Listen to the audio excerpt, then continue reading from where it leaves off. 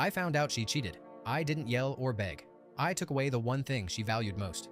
I waited 3 days after I found the receipt. 3 days of acting like everything was fine, of sleeping on the couch and letting the house hum with normal sounds so I could pretend I felt normal too. I watched her the way you watch a character in a movie, already knowing the twist but hoping somehow it won't happen. On the 4th day, she invited our friends over for a casual dinner to celebrate a win at work. She looked radiant, rehearsing the laugh she only used around guests, spinning her fork like there wasn't a quiet storm brewing beneath the surface. I showed up with a cheap bottle of wine and a smile that felt brittle. I let her host. I let her shine.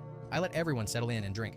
When dessert was served, I stood up to make a toast. I talked about honesty, about how delicate trust really is. I didn't raise my voice. I didn't accuse her outright. Instead, I passed around a photo album I'd assembled that morning. 5 years of pictures, carefully posed smiles, vacations we barely remember. Between the pages, I'd slipped in 2 receipts, a restaurant napkin with handwriting that matched her messages, and a screenshot of a text thread she believed was erased. I let the room absorb it quietly. I watched her expression drain, slow and cinematic, like a scene unfolding frame by frame. She left before anyone asked her a single question. Our friends lingered long enough to murmur, "I'm so sorry and call me if you need anything." I let them mean it.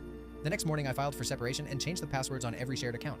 I didn't blast the truth on social media. I didn't send proof to her family. I didn't have to. The album had already done what it needed to do. It stripped away the version of us she'd been presenting and forced everyone to see the ending she'd tried to hide. The satisfaction didn't last long. It never does.